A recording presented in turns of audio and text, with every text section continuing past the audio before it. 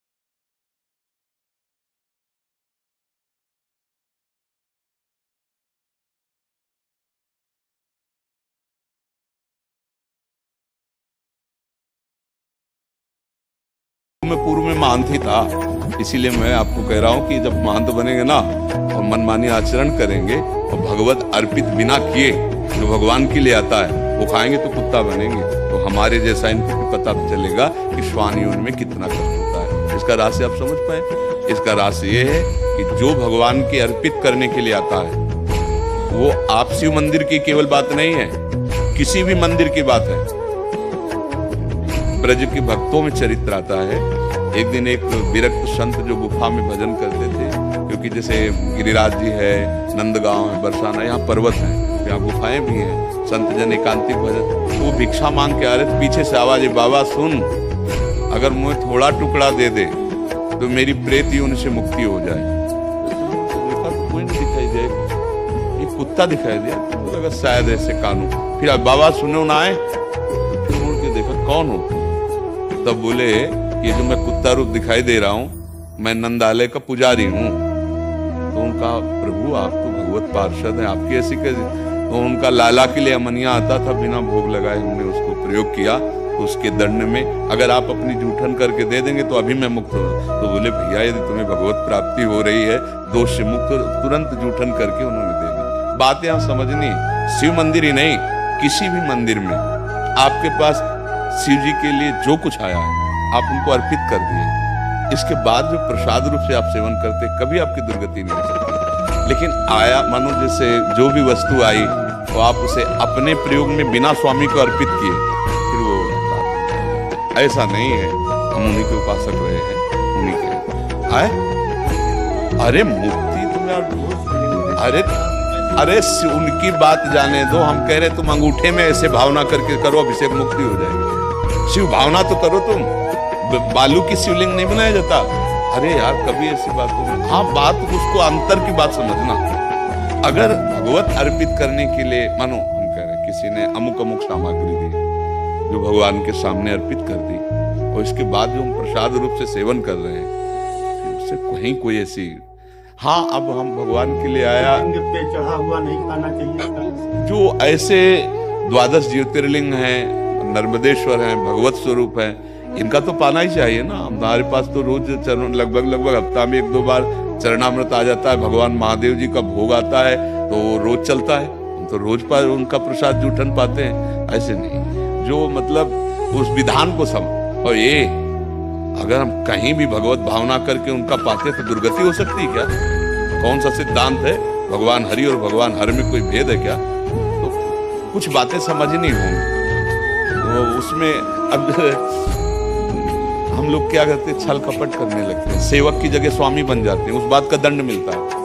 नहीं तो भगवान की सेवा करने वाले की दुर्गति हो सकती है।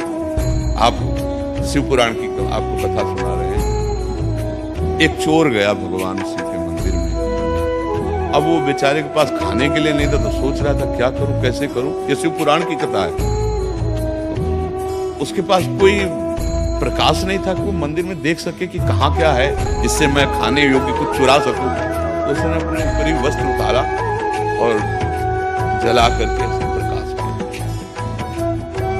वहां उसको भगवान के जो कुछ आरती पूजा के पात्र थे वो उठा ले गए। मरा। जब मरा तो भगवान शिव के मंदिर में एक कुछ मिनट प्रकाश करने के प्रभाव से उसको भगवान शिव के सामने पेश किया गया।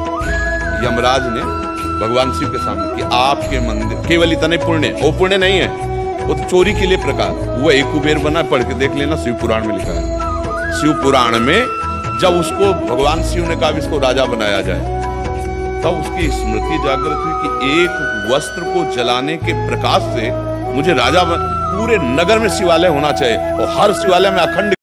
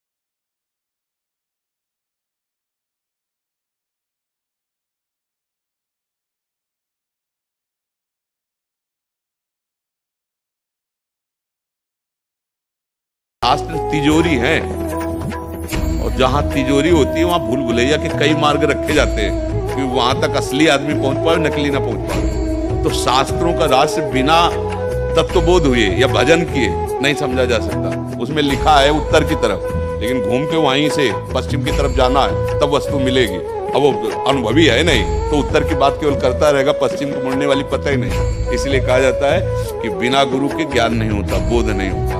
निश्चिंत रहो और भगवान शिव की आराधना करो और सेवक रहो। सेवक है, हम एक बूंद पानी भी उनको अर्पित किए बिना नहीं पी सकते। बस हमारी जय हो जाएगी, कोई पराजय नहीं कर सकता। और जहां हम स्वामी बन जाते हैं प्रायः, क्योंकि प्रभु कुछ बोलते तो है लैला, तो लगता है कि अजय आया कि आप ये चढ़ा दीजिए, प्रभु को आप दे दीजिए। बिल्कुल ये अब हमारे बाप की ओर से, क्योंकि हमारे स्वामी है ना प्रभु, अब उनके चरणों में अब हमारा सेवक का अधिकार इन्हीं से चल रहा है, समझ रहे ना। और अगर ये हुआ कि भाई हाँ ठीक है, अब इसका हिसाब तुम्हें देना पड़ेगा, तुम्हारी जेब में गया ना, अब तुम्हें हिसाब देना पड़ेगा। ऐसे ही हर एक वस्तु, बस ये सावधानी हट गई तो गिर जाओगे, नहीं किसी की ताकत नहीं की गिरा दे। भागवतिक जीवन निर्वाह के लिए फिर कोई परेशानी नहीं, भगवद अर्पित जीवन ऐसा। ये तो देखो आप धामों में देखो ना। अच्छा, आप तो कहीं किसी एक पवित्र जगह का नाम ले रहे हैं, हम तो काशी की बात कर रहे हैं जहाँ घर घर शिवालय है। घर घर शिवालय है, बिना उनके भोग लगे, बिना उनका प्रसाद पाए कोई जी नहीं सकता काशी में। जैसे यहाँ कहीं भी भोग लगाओ जय जय श्री राधे बोलना पड़ेगा, महारानी जी का धाम है, ऐसे काशी भगवान शिव का घर है। कोई घर ऐसा नहीं जहाँ शिवालय ना हो, कोई घर ऐसा नहीं जो उनकी जूठन न खाता हो। फिर सब क्या होगा जो आप बोल रहे हो, अगर सब हो तो फिर क्या होगा। और हर को मोक्ष मिलेगा। काशी नाथ का जो सेवक है वो मुक्तिदाता है, ऐसा खिलवाड़ नहीं। ऑर्डर डाले यार, एक चुल्लू जल में बिक जाने वाले महादेव जी है, उनके सेवक को भय हो कि हमारी मुक्ति होगी कि नहीं, क्या होगा कि नहीं।